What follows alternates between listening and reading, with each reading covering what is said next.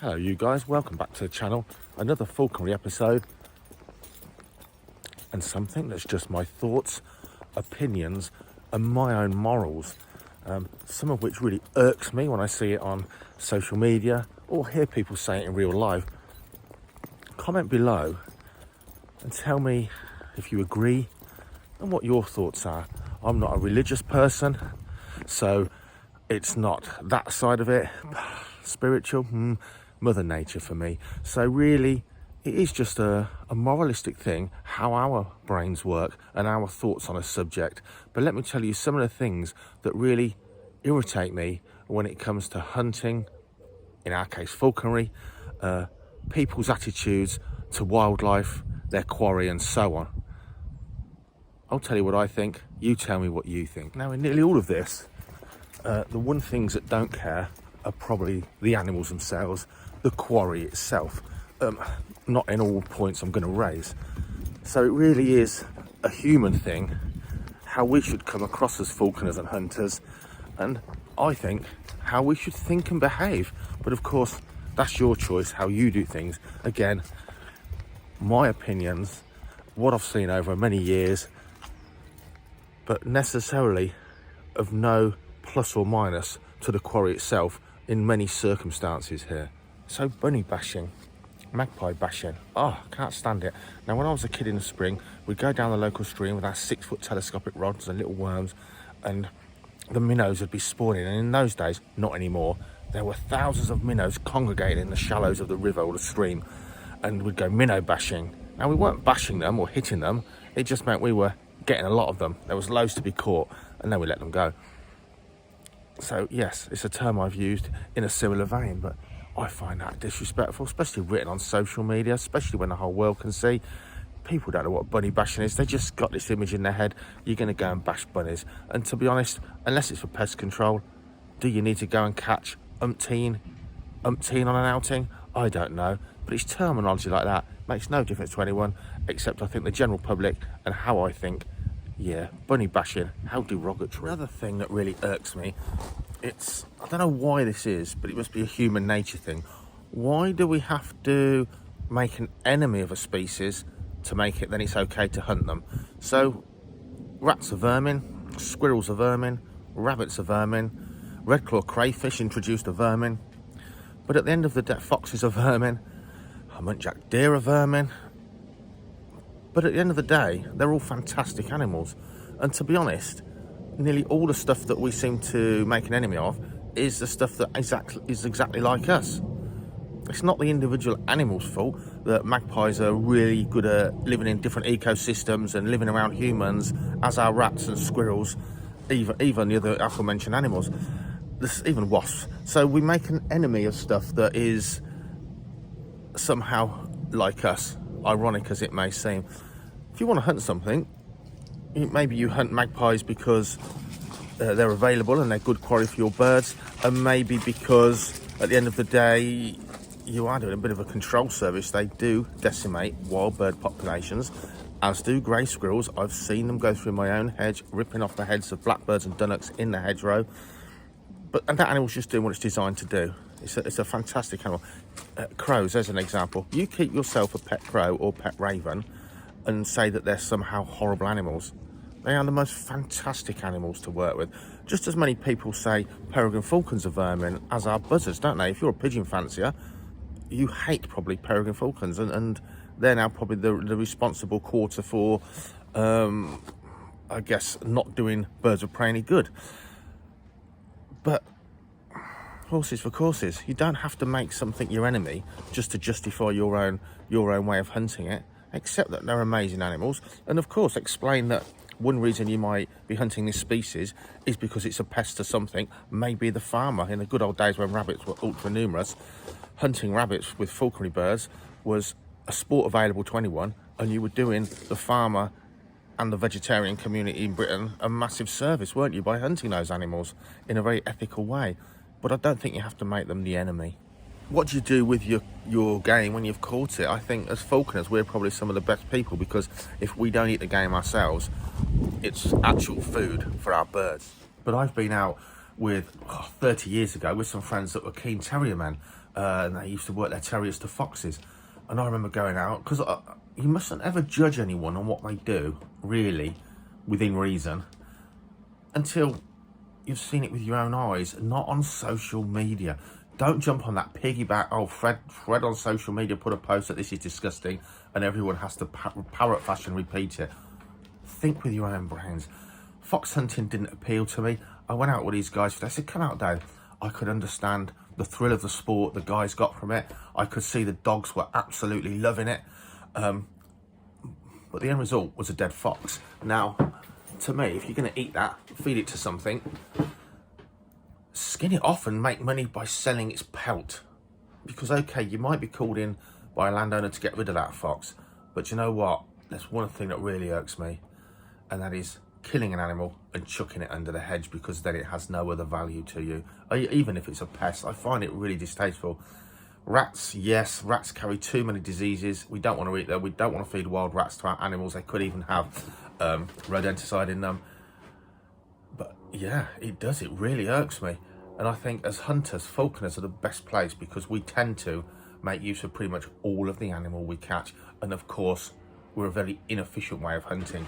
So we really are almost pot hunters when we do actually catch something, for sure. Okay, this is the one that's going to wind some people up. Remember, this is just my opinion. It's just to get the old grey matter thinking and to see what you guys actually think.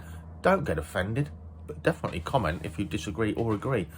So, when you are entering a young, unentered bird, there is no sport involved, really, is there? You just want it to catch and kill and psychologically set its brain so it understands its purpose in life, and it's successful, and it becomes confident, and it becomes able to stand on its own 2 feet rather than turn into maybe a screamer or a semi-imprint. But that's different, isn't it? So you're setting up easy slips. You're going out probably at the end of August, early September, when there's still lots of young animals around. All you're trying to do is serve that bird with the opportunity to catch something and make a kill and enter that bird. So sporting aside, that's the time for that, maybe. But one thing that really, certainly as I've got older, I don't care how thin on the ground the quarry is, if you flush game and whatever bird you've got has a really fair slip at that game, and you have a really good flight, whether it's ground game or in the air, you have a really good flight and the game beats your bird, fair and square, whether the bird didn't quite get it as it put into cover, whether it pulled ahead of your bird and left it in the weeds, sort of thing.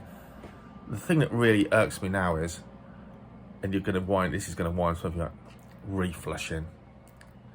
Now, a lot of people and certain aspects of falconry itself, long wings, you're probably going to tell me that you wouldn't even get anything if you didn't reflush.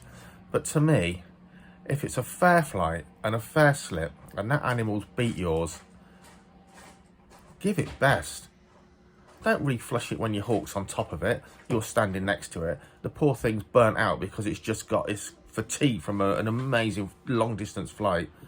Let it be. Find something else that's fresh and ready to go. That's one thing. Reflushing is one thing. It just doesn't interest me at all. If that thing's won, it's won. Don't cheat. Now, on that note, on a similar vein, again, what you do with your unentered hawk to get it entered is a different starting point. A well-made hawk, bird of prey. I say hawk, it's a falconry terminology. It doesn't mean it's describe any particular group of birds of prey. A well-made hawk the measure of that hawk should be its ability to put game in the bag when that game has an unfair advantage. When I flew goshawks, I set up flights because, do you know what? When you get a good goshawk, it is a machine. And I was forever trying to set up flights to allow let's say a bolted rabbit or a pheasant, but especially bolted rabbits, because they can be the thing that goshawks take to very, very easily.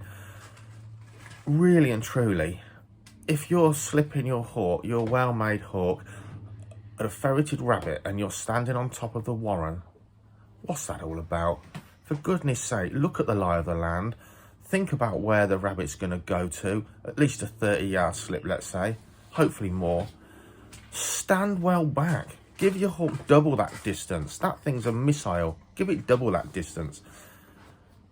If it gets away, you're going to see a great flight. Get ready for the next one. You don't need to catch more than one on an outing anyway, do you? Surely you want to see fantastic falconry slips, not just a game bag, so you can put on social media, we caught 6 rabbits today with my goshawk. And yet, the truth be told, you're flushing them down the hill, you're standing on the hill, on top of the warren or 5 metres behind it. That's not really good quality falconry. That's just putting stuff in the pot, and if that's your end game, fair enough. If you've got to eat, you've got to eat. But if you're looking for good quality falconry, for goodness sake, a well-made bird, set the weight in favour of the game, not the bird, for goodness sakes. Now, the thing I really don't like, but again, personal preference, it's gory photos. But it's hard to draw the line, isn't it? When your bird's caught something, you want to capture that moment because that bird might have worked really hard to succeed. It's, again, moralistic, isn't it? I now really try not to post anything gory. And to be honest, because it's a YouTube channel, if there's anything bloody, I'll put it in black and white to get rid of that redness. Partly politically correctness because I'm running a YouTube channel and the way YouTube works and what it allows and doesn't allow. But to be quite honest, I can't stand seeing a bird on a rabbit and all its guts are hanging out. What's that about? It's just not pleasant, is it, for anyone to see? I don't want to hear it's natural. I don't want to hear that. It's not natural because it's a hunter's involved. It's not natural at all. And of course, the worst of the worst, and it seems to always come from America, filming things on kills while that prey is alive. What are you doing? You are a hunter. The onus is on you to dispatch that quarry as quickly and as painlessly as feasibly possible, not to film it. And then in the comments of these videos, the videoer says, oh, it's perfectly natural, why should I kill it? That's what the bird does. It's not natural. You are a hunter. You are part and parcel of this. It is not natural. And you're operating your bird at a way bigger end of the spectrum of its quarry than nearly everything it kills in the wild. You really are. Goshawks in the UK hunt loads of birds, quite small birds much of the time. They're not hunting hares very often, for instance, very often, almost never. Not full-grown hares. We're operating our birds at the top end of the game, which means it's going to take them a while to subdue their quarry, which means you should be there assisting and running to help, not filming it, making all of us look like the psychopath sickos that you are doing that. Don't do that. There's no need. When it comes to still images, yeah, it's self-regulation. I don't know. Some of the images here that you've seen, I try and do them tastefully. But, yeah, one person's morals is not the same as another's. But filming stuff that hasn't been dispatched, absolute disgrace to falconry. I think a modern take on this is probably thermal imaging cameras. Yes, you can say, oh, it's not traditional. Well, where do you draw the line? Telemetry, braided kit? Irrelevant. You know, I use a dog. Some people like to use thermal imaging cameras to help them find hares when they're flying their eagles and hawks. That's another one that it's got a potential, hasn't it? If you use them well, they can be used to avoid actually trampling and disturbing acres of land unnecessarily. If you're not greedy, they can be used very well indeed, but they've got that ability to make people greedy. If you are using your thermal imaging camera so you can just kick up hares under your feet constantly, yeah, it's like bolting rabbits, isn't it? Down a hill while you stand on the warren for your goshawk. I think if you can use the thermal imaging camera to stop you trampling all over your land, selectively pick hares so you don't disturb the ones that weren't flyable anyway, and maybe you've got a friend, an acquaintance or a dog that you can use to then flush the hare within a fair law and a reasonable distance away. To me, I think thermal imaging cameras have a fantastic place in falconry. But if you're using them to just disturb everything on your land, kicking up hare after hare under your feet, so you can then say, I caught umpteen hares with my eagle every day, or so on and so forth, I find that more distasteful. That's me personally.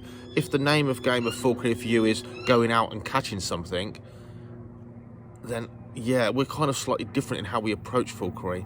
For me, it's about making a good bird and seeing really fantastic flights. And if you think fantastic flights are really, like I said before 3 times now, standing on a warren while your ferret bolts a rabbit and your goshawk catches it in 20 paces, that's really, really poor form of falconry. It really is.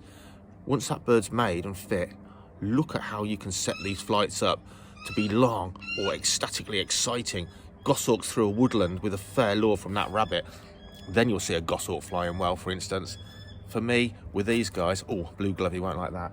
With these guys, I think thermal imaging, use it wisely and not in a greedy manner to put posts on Facebook to make you look, or your bird look, better than it really is. But certainly, good bit of kit used in the right way. Oh, now I think something else, not really related to game and quarry, but something that certainly says something about how you conduct yourself as a falconer and your kind of respect or lack of, is something that happens quite a lot. If someone you know invites you to fly on their permission, which they probably spent a lot of time and effort in winning from the landowner, and to keep that permission, if someone invites you there for a day out to fly your hawks, that does not mean you have permission to fly on that land. It means someone's kindly invited you there to fly your hawks for the day.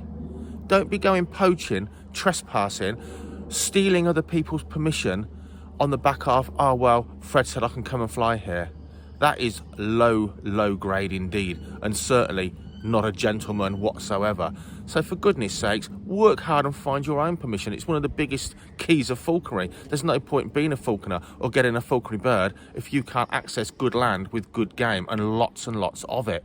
But certainly don't be stealing someone else's. I've actually lost out on permission, good permission, close to my house before, because I spoke to 2 landowners who both said, no mate, we had a falconer here years ago and he was all right, but all of a sudden there was people flying birds that I didn't know, hadn't introduced us, all over our land.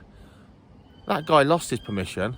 I didn't gain that permission years later because of people like you. Don't do that. It's really low rate indeed.